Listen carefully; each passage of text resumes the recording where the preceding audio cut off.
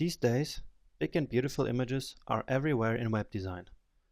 In fact, using large background images can make your website look more attractive and create more user engagement. So you totally have to know how to work with images, and with that, I mean that you should learn how to effectively put text over images. There are a few techniques for doing this, and we are going to go through the most important of them. First, the easiest way is to put text directly on an image. Problem is, this only works if the image is quite dark and your text is white. Otherwise, you will not have enough contrast between your image and your text. So I wouldn't encourage you to use this method because it can make text very difficult to read if you don't make it right.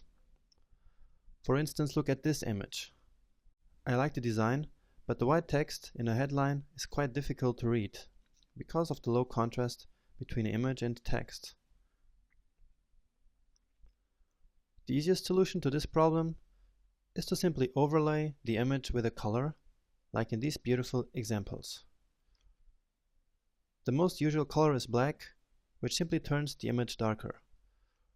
But we can use other colors as well and create some beautiful effects with them. We can also use color gradients to achieve stunning effects. You can find a link to some beautiful color gradients in the ebook. However, it is important that you keep in mind what we've learned about colors. Colors should be used carefully and most of all to draw attention to important elements of your web page.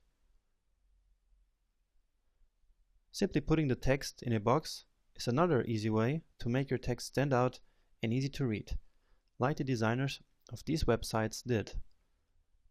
The box should be opaque so you can still see the image beneath it. You can just make the box black or go with the color you selected for your design. Just be creative. And another solution to put text on images is to either blur the whole image or to use an out of focus area of a photo as the blur. In the later case, we need to make sure the text stays on the blurred image part on all screen resolutions.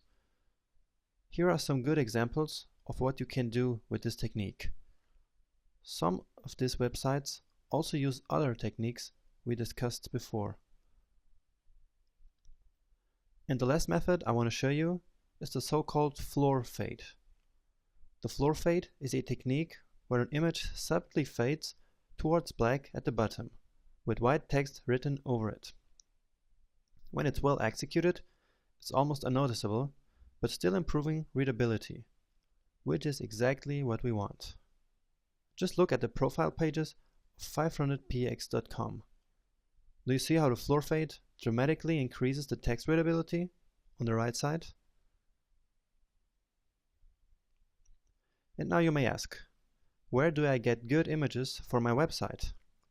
Well, you either already took some great photos for some website you're planning, or you can just get a lot of super cool free images on the internet.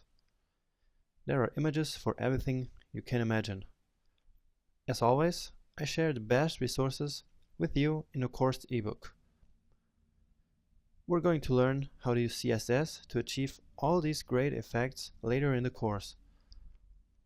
And this closes our lecture on working with images. See you in the next lecture.